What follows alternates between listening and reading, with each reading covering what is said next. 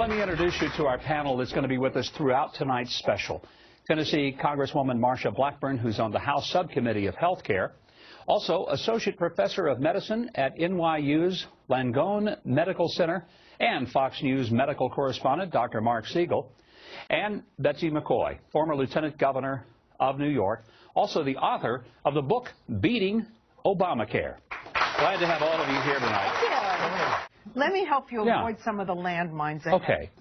If you are a baby boomer, line up your doctors now, your internist, your cardiologist, even if you're healthy. Because if you wait until you turn 65 and go on Medicare, you will not be able to find a doctor willing to take you on as a new patient. And why not? Because this law, over half of Obamacare. this law, that's right, I read this law so you don't have to, Governor.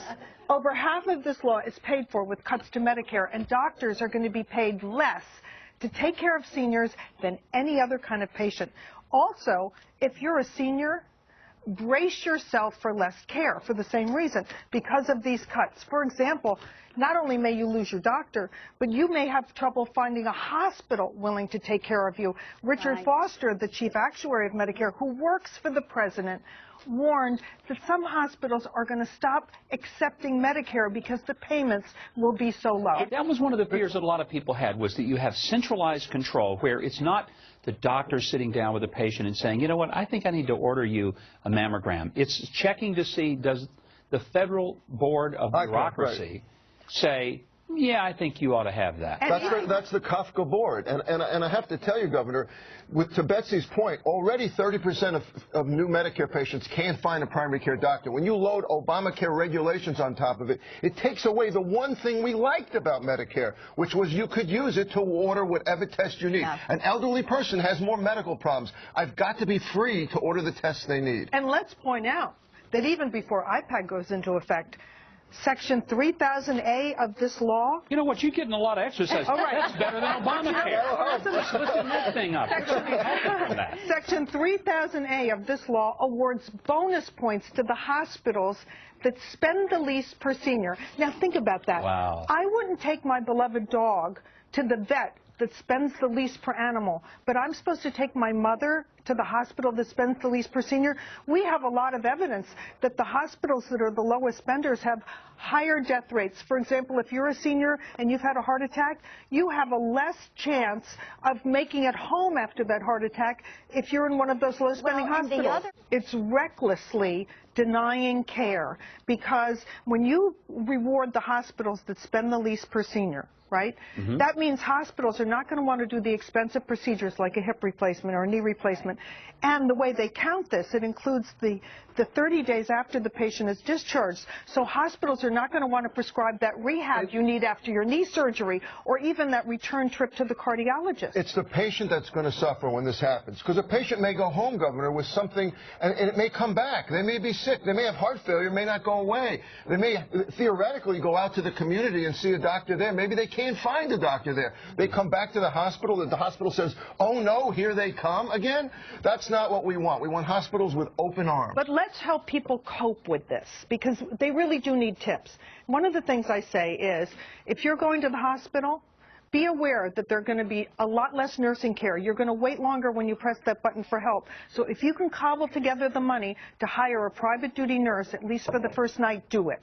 Well, I tell you what, it sounds like it's going to be a lot of fun sorting through Obamacare. All right, let's get back to our panel. Betsy McCaughey, Texas is one of the states that's saying no can do. Well, let's explain to the viewers what an exchange is, because so many millions of people are going to end up on that exchange if they lose their on-the-job coverage, which many will. An exchange is like a supermarket that only sells cereal, or a car dealership that only sells four-door sedans. No hatchbacks, no convertibles. The only thing this exchange sells is the one-size-fits-all, government-designed insurance package. The assumption is that we are not smart enough to choose the kind of health insurance we want. And when you hear those labels, bronze, silver, gold, and platinum, it's not the jewelry store.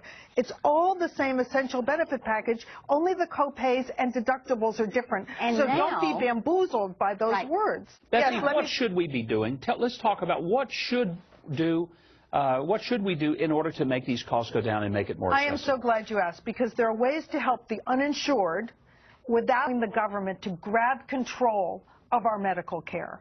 For example, we could copy some of the best things that have already worked. All across this country, we issue debit cards to families that need help paying for food.